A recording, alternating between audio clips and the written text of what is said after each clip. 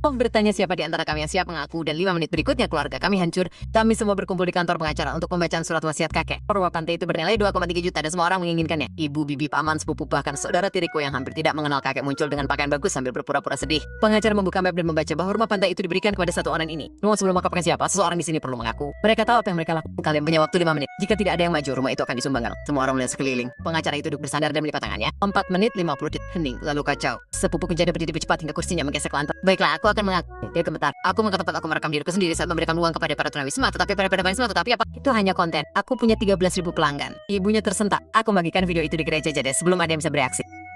Karena kami akan mengaku dosa, dia melihat sekali. Aku menaruh abu nenek di isian kalkun Thanksgiving. Jeritan pun mulai. Jeritan semua. Kami memakannya.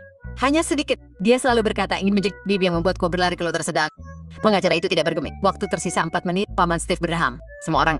Dia menatap saudaranya. Pamanku Pete. Ingatkah saat kau ditangkap dalam perjalanan darat atau film? Wajah paman digelap.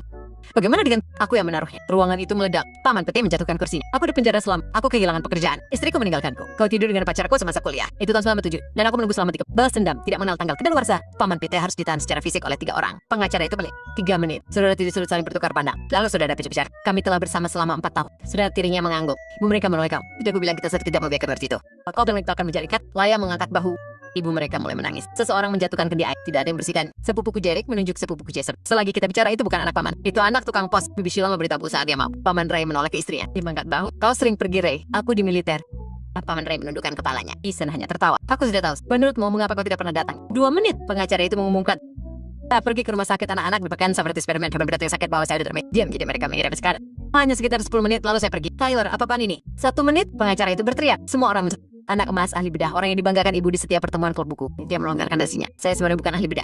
Setiap pagi saya mengenakan pakaian operasi mencium istri saya selama tinggal pergi ke cek isi sampai bermain di kecil pergi. Istrinya mulai gemetar. Selama 7 tahun bola-bola itu bersifat terang. Linda ibu saya meraih meja.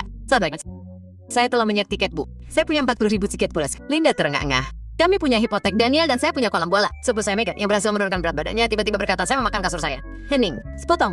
Begitulah cara benar. Busa memori tidak mengandung kalori, bisik seseorang. Seluruh kasur semuanya kecuali pegas. Butuh waktu 3 tahun. Sepupu dia membuat kami makan nenek menunjuk Jade. Setidaknya saya tidak berpura-pura menjadi seorang dermawan. Jade membalas. Setidaknya saya tidak membuat semua orang keracunan mak. Itu salmonella. Itu bukan salah saya. Paman Ray masih berputar-putar. Bisakah kita kembali ke bagian di mana anak saya bukan anak saya? Waktu habis. Suara pengacara itu memecah kekecewaan. Semua orang terdiam. Tidak ada yang mengaku tentang apa sebenarnya ini.